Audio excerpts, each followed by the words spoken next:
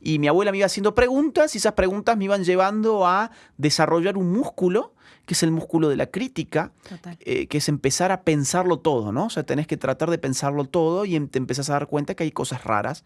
De lo que yo me di cuenta ahí es que me estaban adoctrinando en el colegio, no me estaban educando, lo que había era una bajada de línea política unidireccional, monocorde, solamente se escuchaba una campana, no había posibilidad de contraste, no había crítica alguna, había una única forma de pensar y vos para probar tenías que pensar de esa manera. Ahí empecé a sentir la política, no en el sentido del voto, ¿no? Porque la gente piensa político igual partidos políticos, el gobernador y el voto. No, no, no. La política en el sentido de la disputa política, de la disputa por formas distintas de ver el mundo. Y ahí empecé a ver también cómo se estructuraban las relaciones de poder en ese colegio, porque, digamos, llegaron a pedirme que me fuera del colegio. A pesar de que mis notas eran buenas, mi conducta era relativamente aceptable, pero no me podían expulsar y me dijeron, oiga, mire, por favor, váyase del colegio, pues no lo queremos más acá. Y no me querían porque le estaba estropeando el adoctrinamiento que querían hacer sobre los alumnos de mi aula.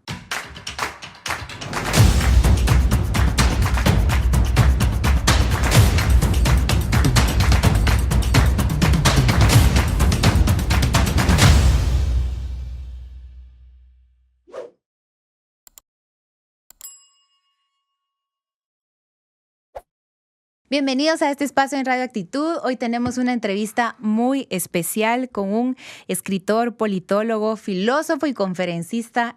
Y me atrevo a añadir al listado de lo que está haciendo, youtuber. Más de 1 millón de suscriptores, un guerrero. En esta guerra de ideologías creo que está dando batalla en primera línea. Bienvenido, Agustín Laje, a los estudios de Radio Actitud. ¿Cómo estás? Muchas gracias, Madis. Muy bien, llegando a Guatemala desde anoche. De una gira, ahora con lo de la pandemia uno tiene que empezar a juntar todas las giras y es más cansador porque vengo desde México, donde estuve varios días en varias ciudades dando muchas conferencias y cursos. Luego pasé a Puerto Rico, donde también dimos muchísimas conferencias, hablé en la Casa de Gobierno y en otros lugares más.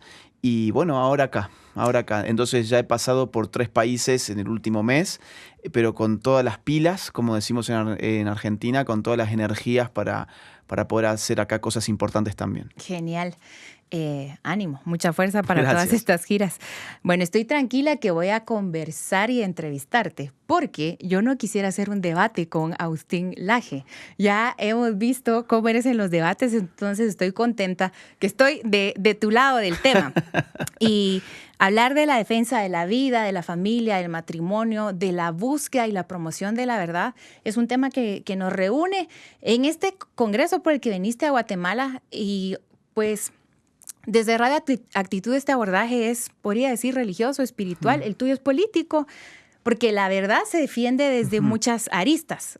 La verdad la defiende la naturaleza. La verdad es muy fácil creerla, seguirla y buscarla. La intuición la busca y la desea. Pero aquí viene mi primera pregunta, Agustín, porque parecería un poquito raro pensar que estamos siendo masivamente engañados. Entonces yo te quiero preguntar, ¿qué es la agenda globalista que existe realmente con intenciones, estrategias y presupuestos millonarios? Y a pesar de que puede ser muy obvio, muchas personas todavía ignoramos la existencia de esta agenda.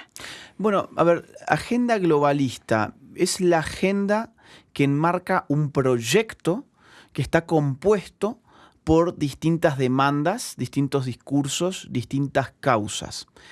En verdad todas tienen un hilo conductor bastante claro, de lo cual ya lo vamos a hablar, pero la primera idea sería eso, que es una agenda globalista, es una agenda que tiene causas múltiples y demandas múltiples que son tan cotidianas para nosotros a esta altura de la historia, como por ejemplo el feminismo, por ejemplo el LGBT, por ejemplo, el abortismo, por ejemplo, ciertos ataques a determinadas iglesias, no son a todas las iglesias, son a las iglesias de raíz cristiana, no son a las iglesias digamos, ni judías, ni de otros tipos de credos. Es generalmente un ataque hacia el cristianismo. Después podemos ver por qué.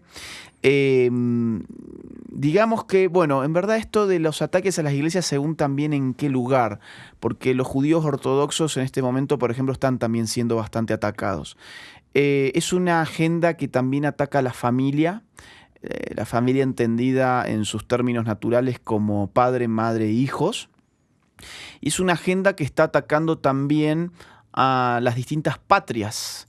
La idea de soberanía nacional, por ejemplo, está siendo cuestionada porque el núcleo de la agenda consiste en generar un desplazamiento que va desde el poder soberano nacional a un poder soberano supranacional. Esto es muy, muy importante y suena un poco difícil por las palabras, que no son estas palabras tan cotidianas como feminismo, aborto, LGBT, pero acá ya hay un núcleo, digamos, de proyecto político muy importante. Nosotros tenemos que entender que si esta agenda se llama globalista es porque está planteando una unificación política global. Digamos, desde Westfalia hasta hoy, o sea, en los últimos siglos, políticamente el mundo se organizó en tanto que conjunto de estados-nación, ¿sí? ¿Qué es un estado-nación? Bueno, es una organización que monopoliza el uso de la fuerza en un territorio determinado. O sea, por ejemplo, ¿qué es Guatemala? Guatemala es un estado-nación. ¿Por qué? Porque ustedes tienen su propio cuerpo jurídico, sus fuerzas armadas, sus fuerzas de seguridad, que van a, digamos, legítimamente hacer cumplir su ley. ¿Dónde? ¿En qué territorio? En el territorio del país de Guatemala, ¿sí? O sea, el Estado es una porción territorial gobernada por una organización de este tipo. Esto suena complicado, pero lo vamos a ir bajando así, digamos. No sé de cuánto tiempo disponemos. Si vos ves que voy alargando mucho, si vos ves que yo voy alargando mucho las respuestas, me avisas. Vamos bien. Entonces, la agenda globalista que dice, no, esto ha quedado viejo. Que Guatemala tenga su derecho, que Argentina tenga su derecho, que, no sé, Bolivia tenga su derecho, Perú tenga su derecho, España tenga... No, todo esto ha quedado muy viejo.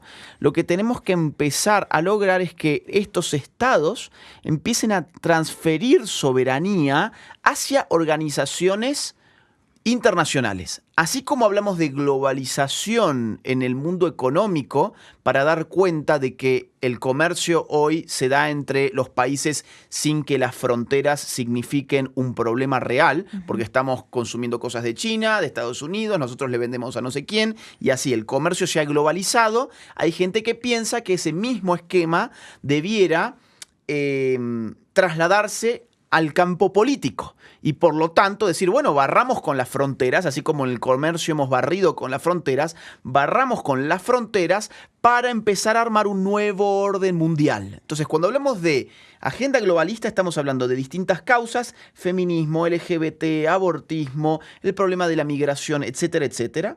Pero estamos hablando políticamente de un nuevo orden mundial que empieza a concentrar el poder soberano ya no en esas unidades territoriales que llamamos estados, sino en organizaciones que tienen poder sobre todo el globo. Por eso globalismo. Tienen poder sobre todo el globo. Por ejemplo, ¿cuál? La ONU, por ejemplo.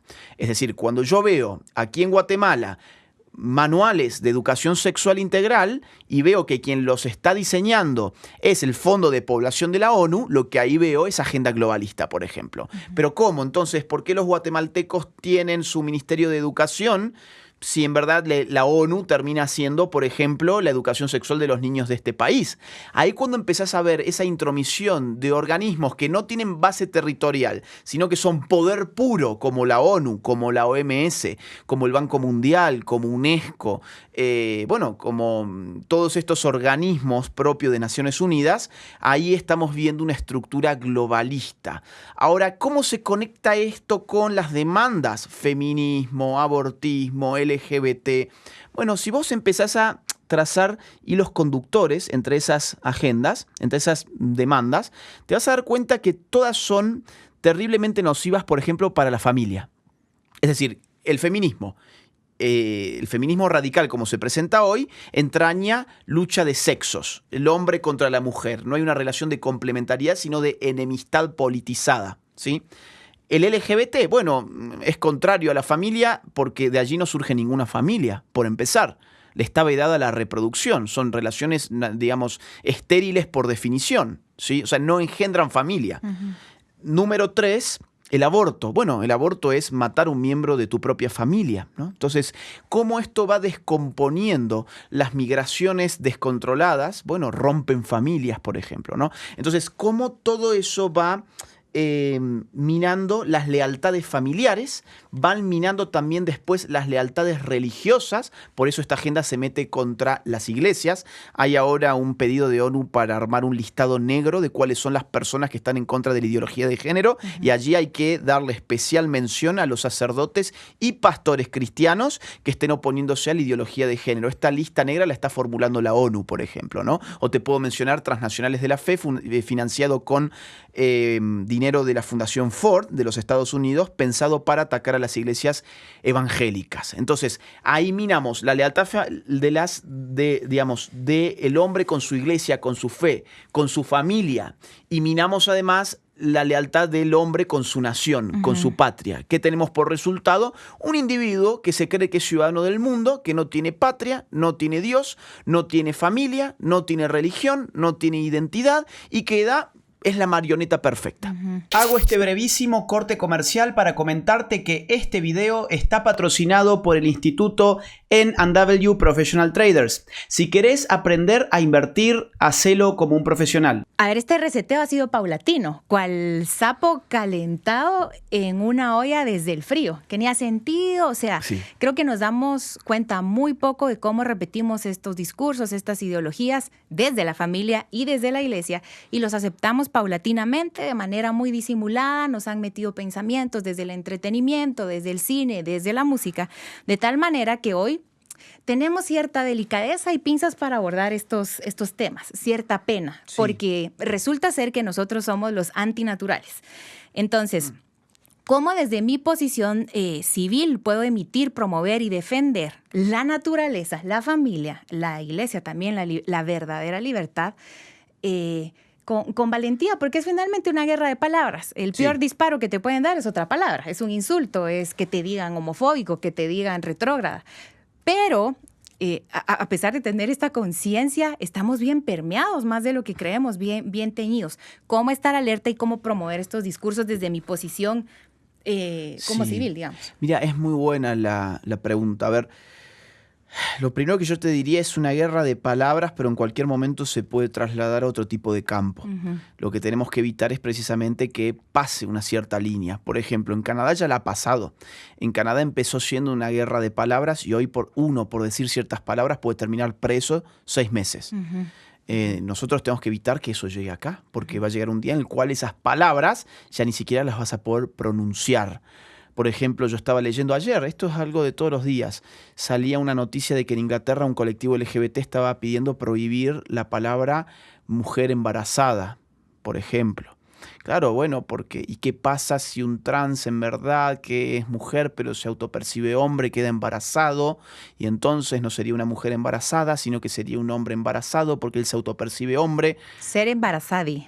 O sí, una persona embarazada, qué sé yo. Entonces, bueno, en Canadá, como te digo, por usar pronombres de género equivocados, tenés hasta 6 meses de cárcel. En Nueva York tenés $250,000 de multa. En California tenés $150,000 de multa. En Argentina te pueden mandar a hacer cursos de reeducación en género y ese tipo de cosas, de forma coactiva desde el Estado. Entonces, ¿es una guerra de palabras? Sí, pero está al límite de convertirse en otra cosa. Ese primero sería, digamos, el primer apunte.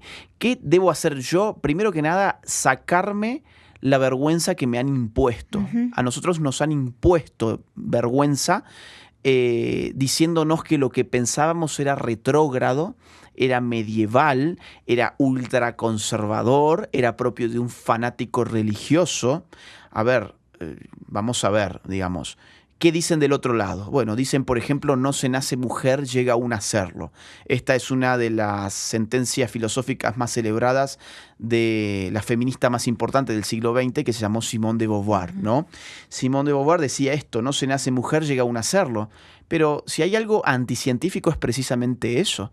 Ya sabemos con la ciencia más avanzada que una mujer o un hombre es mujer o es hombre no desde el nacimiento, sino incluso antes de nacer y lo seguirá siendo después de la muerte. Y no nos estamos refiriendo a un contexto religioso, bíblico, teológico. Esto es así porque, porque por ejemplo las técnicas más avanzadas de genética han encontrado que la sexualización humana acontece desde el propio momento de la fecundación, en el proceso singámico que consiste en la fusión del gameto femenino y el gameto masculino, o sea, óvulo y espermatozoide, aparece un nuevo individuo normalmente de 46 cromosomas, que en uno de esos cromosomas ya está determinado sexualmente, normalmente como XX o XY. Entonces, no es que no se nace mujer, llega aún a serlo, no, se es mujer antes de haber nacido incluso, o se es hombre antes de haber nacido incluso. Y esto ya lo sabemos, por ejemplo, con los avances genéticos más importantes de los últimos años. O, por ejemplo, después de la muerte. Bueno, ¿acaso no vamos a veces a museos como, por ejemplo, el Museo Británico y nos encontramos con momias que tienen 5.000 años de antigüedad y que, sin embargo, allí nos dicen, esta momia era una mujer de tanta edad, murió en tal... o era un hombre de tal edad, murió en tales circunstancias? Bueno, ¿y cómo saben eso? Bueno, porque hasta la última célula de nuestro cuerpo, aún muerto, revela nuestra sexualidad. Por lo tanto, decir el hombre es hombre biológicamente hablando y la mujer es mujer biológicamente hablando no es una sentencia retrógrada. Es precisamente lo que las ciencias más avanzadas confirman. A medida que la ciencia avanza, por ejemplo, la genética se confirma cada vez más. Entonces, lo primero es eso, sacarnos la idea de que nosotros tenemos una posición que deriva de un fanatismo religioso. Nuestra posición, sea o no religiosa, en este caso, va totalmente de la mano con las ciencias contemporáneas. Bien, ahora, una vez que nos saquemos esa vergüenza, el segundo paso es decir, bueno, yo tengo que comunicar lo que yo sé, pero para comunicar lo que yo sé, primero tengo que saberlo, ¿no? Tengo que tener algo para comunicar. Por lo tanto, ahí es donde yo les recomiendo formación e información. Que la gente se tome un trabajo mínimo, 1 hora por día. Hay mucha gente que me dice, pero yo no tengo 1 hora por día. ¿Cómo que no? ¿No te ves tu serie en Netflix 1 hora por día, a veces 2 horas por día? Ah, bueno, sí, pero eso es distinto, ¿no? Que es formativa, dicho sea de paso. Claro, ¿no? Y aparte, a ver, no, es que pasa que la serie es divertida y esto no es divertido. ¿Y quién dijo que hay que estar divertidos todo el tiempo? ¿Quién dijo que hay que hacer las cosas solamente porque nos divierten? Eso nos han metido en la cabeza para mantenernos en un estado de infantilismo perpetuo. Pero hay muchas cosas que no nos divierten, pero hay que hacerlas. Como por ejemplo, informarnos. Informarse no tiene que ser porque es algo divertido, pero hay que estar informados. Porque si no estás informado, entonces te manejan como títere, ¿no? Hay que formarse. Por ejemplo, las conferencias que vamos a estar dando acá son formativas. No solamente son informativas, son también formativas. Una vez que una persona se formó, por ejemplo, puede mirar conferencias por internet, puede leer artículos, puede leer libros y ya tiene algo para comunicar, pues tiene que comunicarlo. Y ahí se va a dar cuenta que va a estar generando un proceso psicológico social que se llama se llama romper la espiral del silencio. Okay. Nosotros estamos silenciados, estamos autocensurados porque nos han hecho pensar, nos han hecho percibir que nosotros opinamos como las minorías. A las mayorías les han metido la idea en la cabeza de que su forma de pensar es una cuestión ya pasada de moda, que no tiene que ver con lo que aparece en la televisión, que no tiene que ver con lo que se dice en las universidades. Entonces, eso que está pasado de moda, mejor vos no lo digas porque te vas a generar un problema con las otras personas, porque las otras personas no piensan como vos. Todos celebran el feminismo, el aborto, el LGBT, la destrucción de la familia, etc. Ahora, cuando vos estás encerrado en esa espiral del silencio, estás autocensurado. Pero cuando te animás a hablarlo, te vas a dar cuenta que muchos a tu alrededor te van a venir a decir, ¿sabes qué? Yo pienso como vos también. ¿Sabes qué? Yo no me animaba a decirlo porque yo pensaba que estaba solo. Vos recién mencionaste, 1 millón de seguidores tengo yo en YouTube. Yo todos los días recibo en mis redes sociales, sumado mi mail y sumado mi WhatsApp, alrededor de 3.000, 4.000 mensajes por día. Yo te puedo asegurar que el 80% de esos mensajes son yo pienso también como vos y no me animaba a decirlo porque pensaba que estaba solo. Cuando uno da el ejemplo y muestra que existe esta postura y que esta postura se defiende con buenos argumentos y que nuestros argumentos son mejores que los otros, ahí es cuando uno empieza a recibir mucha gente que empieza a animarse y se va generando ya no una espiral del silencio, sino, digamos, una espiral de la conversación, ¿no? Empezamos todos a conversar y nos empezamos a dar cuenta que somos mucho más de los que pensábamos. ¿Tú crees que la iglesia en general, como órgano, está todavía muy silenciada? Sí, porque a la iglesia lamentablemente le han hecho creer el cuento del laicismo. Mirá, una cosa es el Estado laico, cosa que yo apoyo. ¿Qué viene a ser un Estado laico? Un Estado laico es un Estado que no toma partido por ninguna religión, ¿no? Dice, bueno, nuestra sociedad es plural en términos de credos. Hay católicos, hay evangélicos, hay judíos, hay musulmanes, hay, mormones, hay ateos, hay agnósticos, que también son otras formas de religión, pero bueno. Y esta gente no tendría por qué, si el Estado toma partido, estamos en una situación media complicada, porque significaría, por ejemplo, el Estado financiando, suponte vos, a la iglesia musulmana. Voy a poner un ejemplo así, digamos, loco, pero para que se entienda el punto. Imagínense, el Estado guatemalteco pasa a tener como credo oficial el credo musulmán, y entonces los evangélicos, los católicos, los judíos, los agnósticos, los ateos, los mormones tienen que tributar, pagar impuestos para que se termine beneficiando una iglesia de un credo. Bueno, lo justo en todo caso es que el Estado diga no. Este Estado reconoce la libertad religiosa, tenemos distintos credos en nuestra sociedad, por lo tanto vamos a tratar todos con igualdad ante la ley, ¿sí?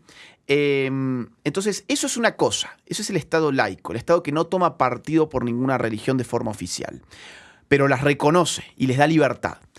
Otra cosa es el laicismo, que es la ideología que te dice que la religión no tiene nada que ver con la política y que la religión es una cosa que debe encerrarse en un templo y no debe salir de ahí, y que la política es algo que debe estar en el espacio público. Eso es una ideología de cabo a rabo. ¿Por qué? Porque parte al ser humano en dos. Les dice, vos sos una persona cuando estás dentro del templo y sos otra persona cuando vas a votar. Vos no podés conjugar quién sos vos cuando estás dentro del templo, cuando haces tu prédica o tu oración o tu retiro espiritual o lo que sea. No sos la misma persona que cuando vas a votar o cuando hablas de política.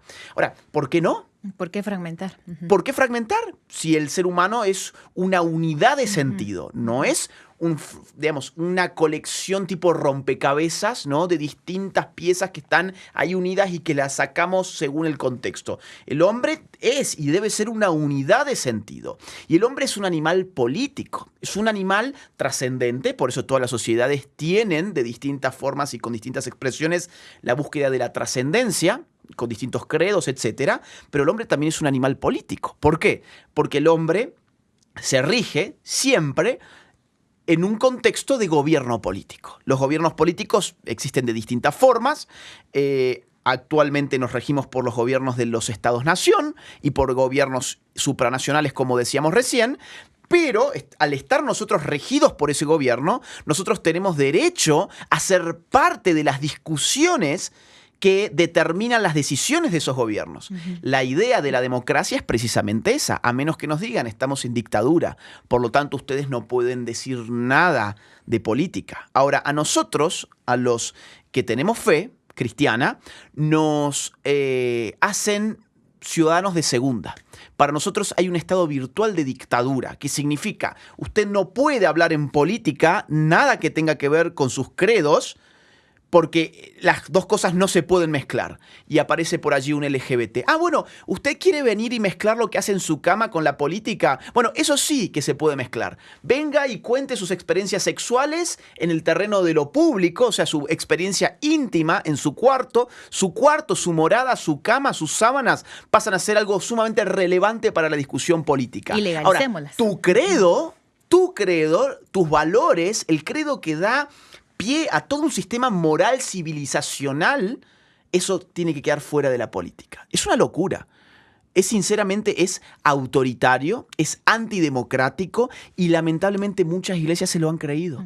Muchas iglesias se han pensado, bueno, no, es cierto, acá no tenemos nada que hacer con la política es cosa de los malos, acá estamos los buenos, y a veces yo me pregunto, ¿es que la política es cosa de los malos o es que precisamente los buenos han dejado la política en manos de los malos para después confirmar que era cosa de malos? Total. No, la política no es ni de buenos ni de malos, depende de quién tiene el poder. Con la política se han hecho cosas fabulosas y se han hecho cosas monstruosas. Entonces, yo creo que la iglesia, a medida que vaya viendo que además la política se mete contra ella, ese es el momento en el cual ella tiene que empezarse a dar cuenta que ella debe meterse en la política si no quiere terminar exterminada. Y ahora este es el tema, porque reaccionamos hasta que vemos un desfile promiscuo, que las leyes están cambiando en nuestro país, que en efecto no puedo ejercer mi pastorado, porque hasta ese momento empezamos a reaccionar. Yo te quisiera preguntar, un top 5 de libros, documentos para las personas que dicen, ¿en serio yo reaccioné hasta que vi que mi hijo estaba aprendiendo esto o viendo esto? Como para sumergirnos urgentemente en la información y promoción de estos contenidos. Bien, recomiendo Atrapado en el cuerpo equivocado, de Pablo Muñoz y Turrieta. Sí. Recomiendo Hermana, date cuenta, no es revolución, es negocio, de Lupe Batallán, que ahora está sacando un nuevo libro, cuyo título no recuerdo porque recién está saliendo ahora, pero búsquenla. Ella tiene información sobre el tema aborto, sobre todo. Su tema es el aborto. Pablo, ideología de género, de temas psicológicos y psiquiátricos y pedagógicos. Les recomiendo La Revolución Sexual Global, de Gabriele Cubi. Cubi se escribe K, U, B-Y, ¿sí? Entonces, en este libro pueden ver ustedes cómo está todo este interés internacional del cual hablábamos al principio para bajar y presionar a los estados para decirles, oigan, estas son las políticas que ustedes tienen que meter. Mira, te pongo un dato entre paréntesis. OEA, en el año 2018, a través de la Corte Interamericana de los Derechos Humanos, emitió una opinión consultiva para Costa Rica.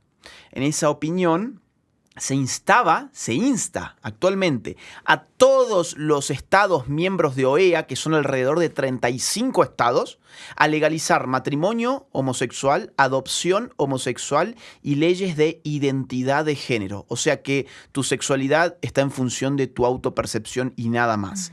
¿Cuántas personas integran la Corte en calidad de jueces? 7.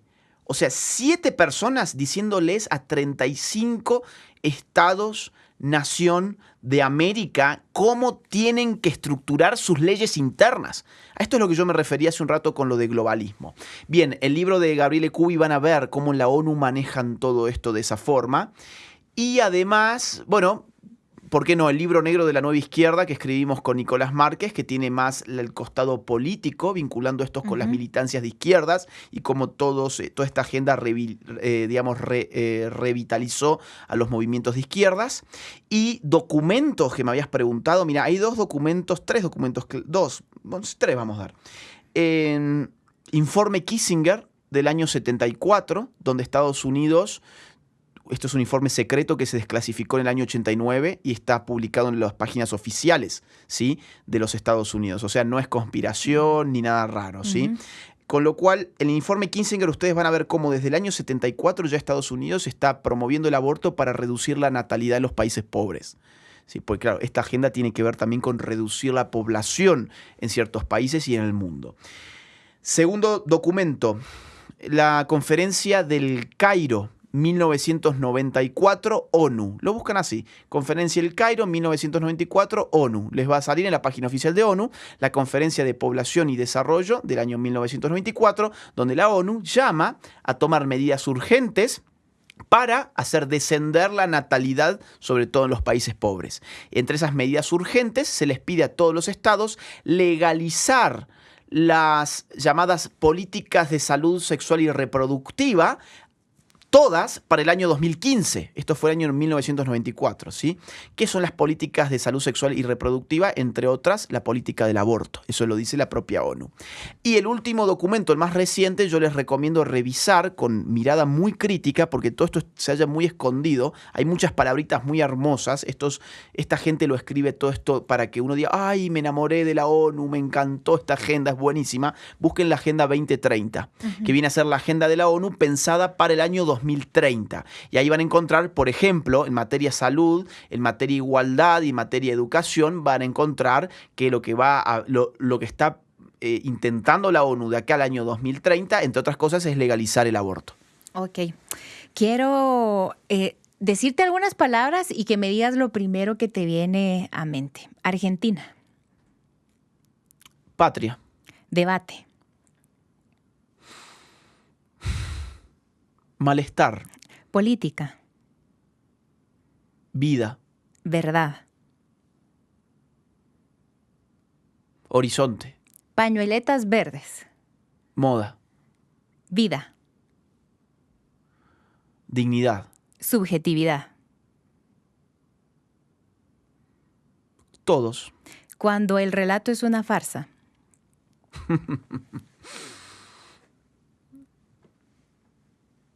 Déjame pensar, esta sí que está difícil. Tengo sentimientos encontrados.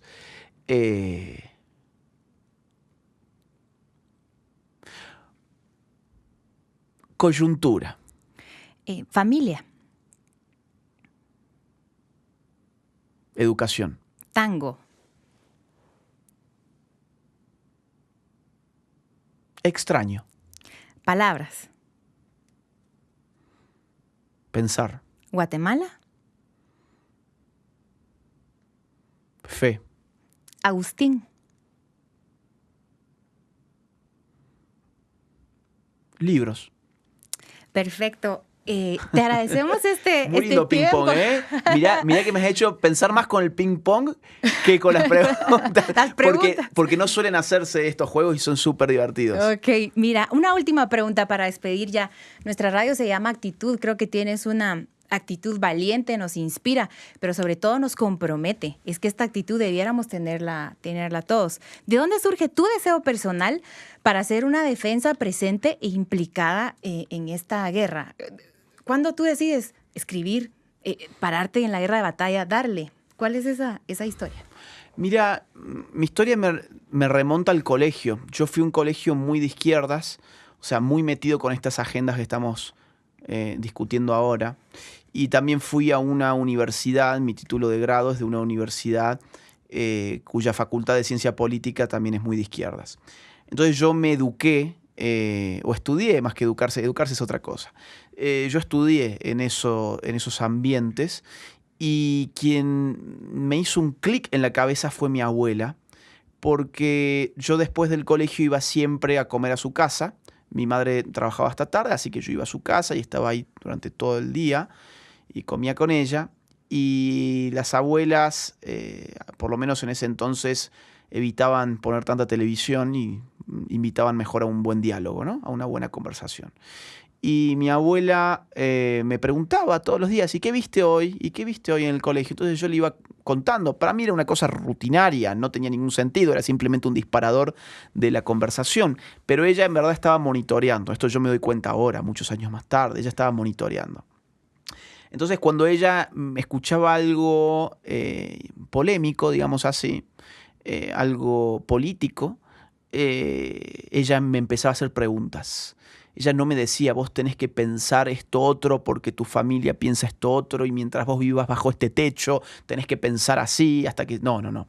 Ella me hacía preguntas muy socráticamente. Sócrates, el filósofo, ¿no? Debatía de esa forma, haciendo preguntas. Sus debates eran con preguntas. Y mi abuela me iba haciendo preguntas y esas preguntas me iban llevando a desarrollar un músculo que es el músculo de la crítica, que es empezar a pensarlo todo, ¿no? O sea, tenés que tratar de pensarlo todo y te empezás a dar cuenta que hay cosas raras. De lo que yo me di cuenta y es que me estaban adoctrinando en el colegio, no me estaban educando, lo que había era una bajada de línea política unidireccional, monocorde, solamente se escuchaba una campana, no había posibilidad de contraste, no había crítica alguna, había una única forma de pensar y vos para probar tenías que pensar de esa manera. Entonces cuando me doy cuenta de esto se despierta en mí una sana rebeldía. La rebeldía adolescente, que es típica de los adolescentes, se canaliza y se convierte, en vez de en una rebeldía al servicio de la nada, ¿no? Que la mayor parte de las rebeldías son así, unas rebeldías al servicio de la nada, se transforma en una rebeldía encausada. O sea, que tiene una causa y que busca efectos. Entonces yo ahí empecé a debatir con los profesores y empecé a estudiar para poder debatir mejor con los profesores, pues me daba cuenta que si yo los quería enfrentar necesitaba tener con qué, lo que hablábamos recién. Si voy a empezar a hablar tengo que tener qué decir. Hay mucha gente que se larga a hablar sin tener nada que decir y eso es un problema. Entonces ahí empecé a sentir la política, no en el sentido del voto, ¿no? Porque la gente piensa político igual partidos políticos, el gobernador y el voto. No, no, no. La política en el sentido de la disputa política, de la disputa por formas distintas de ver el mundo. Y ahí empecé a ver también cómo se estructuraban las relaciones de poder en ese colegio, porque, digamos, llegaron a pedirme que me fuera del colegio. A pesar de que mis notas eran buenas, mi conducta era relativamente aceptable, pero no me podían expulsar y me dijeron, oiga, mire, por favor, váyase del colegio, pues no lo queremos más acá. Y no me querían porque le estaba estropeando el adoctrinamiento que querían hacer sobre los alumnos de mi aula, ¿no? Que afortunadamente mi aula se caracterizó por no ser un aula con esa tendencia ideológica. Entonces, digamos, yo creo que el origen de todo esto es eso. Entonces, yo entro a todas estas causas por una motivación muy política. Hay mucha gente que piensa que yo entré en todo esto por una motivación religiosa. Y la verdad es al revés. Yo me reencuentro con la fe después, con el tiempo, ya metido en estas conferencias, ya metido en todas estas luchas, empezando a ver que había una dimensión espiritual que la política no era capaz de explicar. Cuando hablo de política, insisto, estoy hablando de filosofía política y de ciencia política. El concepto puro y El concepto legítimo. puro y legítimo. Claro, cuando yo digo por motivaciones políticas, que nadie vaya a entender que es porque yo quiero candidatearme a algo. Nunca he sido candidato ni miembro de ningún partido político, sino por la pasión, por la dimensión pública de la sociedad, las discusiones públicas, por la pasión por intentar que no me tomen de tonto, ¿no? Porque vos fíjate que hay mucha gente que hace como los niños. ¿Viste? Los niños, y ya cierro con esto para que no se haga tan largo, porque si no yo puedo estar con esto. Los niños, cuando algo les da miedo, se tapan los ojos. ¿Por qué se tapan los ojos? Porque en su infantilismo piensan que aquello que no ven desaparece, aquello que no ven no existe. Entonces les dio miedo a algo y hacen así. Y después espían a ver si eso sigue ahí o si realmente lo anularon. Los adultos hoy son infantes políticos, porque en general los adultos tienen la misma actitud frente a la política que los niños con las cosas que les dan miedo. Se tapan los ojos y dicen, no, a mí la política no me interesa. Yo hago mi vida al margen de la política. Ajá, ¿y quién te dijo que la política lleva adelante su vida al margen tuyo? Al contrario, cuanto vos más te tapes los ojos frente al hecho político, el hecho político más poder va a tener sobre vos. A la política y al poder le conviene que vos hagas como los niños y te tapes los ojos para no mirar todo lo que ellos están haciendo en contra tuya. Entonces, llegó la hora también de ponerse los pantalones largos, tomar la responsabilidad de los adultos. Pasa que nos han vendido que todo era un derecho. Vos fíjate, todo es un derecho. No, yo tengo derecho al voto. Bueno, sí, derecho al voto viene aparejado de una responsabilidad que es la de formarme, informarme políticamente. ¿Para qué? Para saber a quién voy a votar. Entonces, lamentablemente todos somos adultos porque queremos derechos, pero nadie asume las responsabilidades. Y las responsabilidades políticas estriban en esto que estamos hablando ahora. Formarse, informarse, actuar y educar políticamente también a la propia familia y a los amigos, a su entorno. Bueno, y a promoverlo. Yo creo que tenemos que defender la familia, la iglesia, la verdad, la naturaleza. Incluso es tan coherente, no No es tan complicado. Agradecemos profundamente esta entrevista, este tiempo que le has dado a la audiencia de Radio Actitud.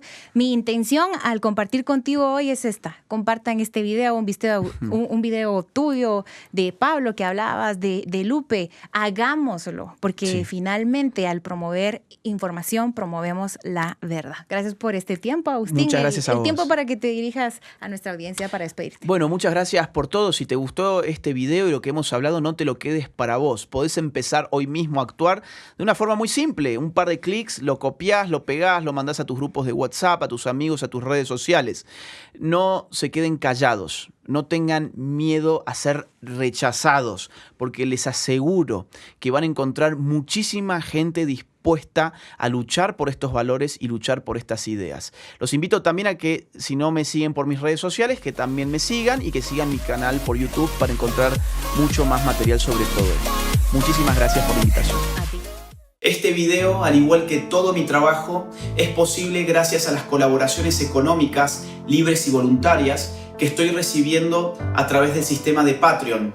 Gracias a todos los donantes. Y si vos valorás mi trabajo, te invito a que puedas colaborar también conmigo en esta batalla cultural a través del sistema de Patreon. El link está en la descripción de este mismo video.